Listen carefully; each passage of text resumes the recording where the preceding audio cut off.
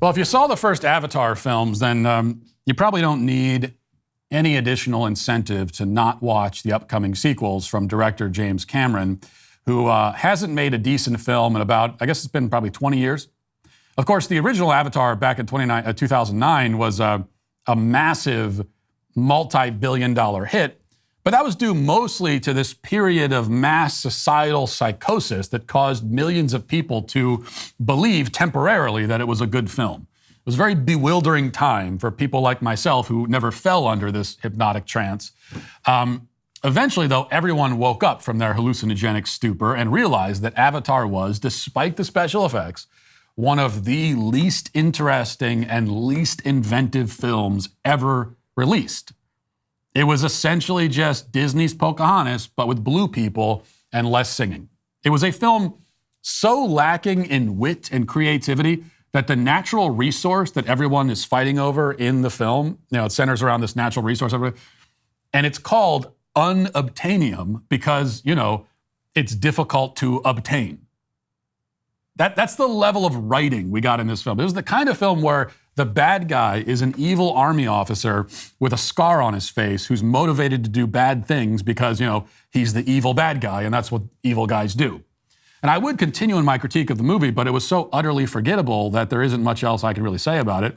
I will say that it was one of the only times in my life that I almost walked out of a movie in the theater. The only reason I didn't is that I actually fell asleep. And and this is true, it's the only movie I've ever fell asleep. I missed like 45 minutes because I took a nice nap, thank God. All of this to say, the sequel, set to be released in a couple of weeks, is guaranteed to be terrible. Now, almost all sequels are terrible, even sequels to good films.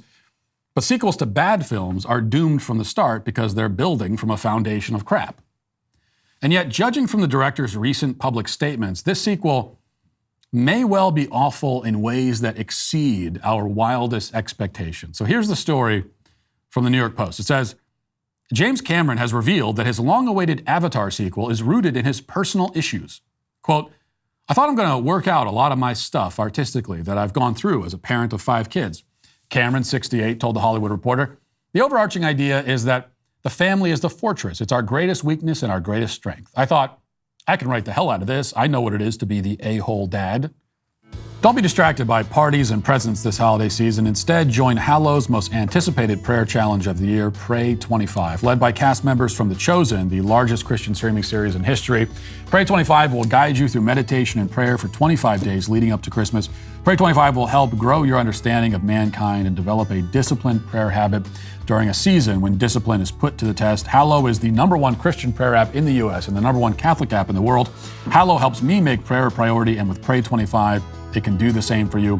So find peace and fortify your faith this Christmas with Hallow. Download the app for free and join the Pray 25 challenge. Go to hallow.com/Matt Walsh and get 3 months completely free. That's hallow.com/Matt Walsh to reclaim your peace during this holiday season. Now, if somehow a big budget sequel to the most overrated film of all time, made as a means for the 68-year-old director to work out his personal issues, seems appealing to you, then wait until you hear the rest of it.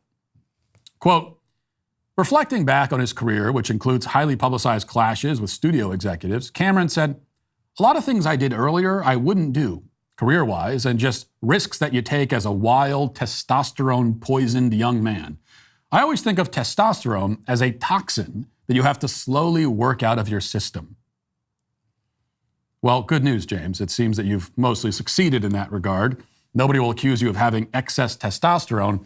But for the record, testosterone is not a poison, nor is it a toxin, nor is it something that you want to work out of your system. It is, in fact, a hormone vital to growth and vital to development, which maintains, among other things, your bone density, your muscle mass, strength. Of course, the irony here is that if you asked him, about the subject, James Cameron, as a Hollywood leftist, would almost certainly tell you that he's a fan of gender affirmation drugs and procedures, which means that in his world, testosterone is only a poison when it's naturally produced. Testosterone in the form of a drug given to gender-confused girls is wonderful, and it's medically necessary and affirmative, but if it's naturally produced by men, then it's bad. And yet Cameron is really only guilty of being overly honest here, if anything, because this is how our society generally treats men and boys. Young men are poisoned by the toxin of testosterone, we're told. That's the essence of toxic masculinity, after all. And you know, it's true that young men in particular can be wild, can be aggressive, can be prone to risk-taking and confrontation. Testosterone indeed plays a big role in that. But our approach as a culture should be to help these boys and young men harness their masculine energy, not suppress it or purge themselves of it or drug it out of them, but help them to develop the character and discipline to funnel all of that testosterone-fueled aggression and energy in a constructive and worthwhile direction. You know, this is one of the many things our society gets wrong when it comes to men. Boys, as they grow up, they're not given proper outlets. And most of the outlets that they once had are being taken away. Even things like the, you know, more aggressive and sort of violent games kids used to play on playgrounds. We don't play those games anymore. Take all that away. They're not trained on how to harness this energy. They're not trained on how to be men. They're so often deprived of competent male role models. We are fearful of masculinity, and so we demand that boys essentially act like girls, and sometimes we literally try to turn them into girls. And then as they get older and stronger and become unruly and violent, we conclude that masculinity itself must be the problem, rather than a lack of guidance, a lack of leadership, a lack of moral formation. And then the goal becomes, as James Cameron puts it, to purge it, masculinity, to work it out, to eradicate it.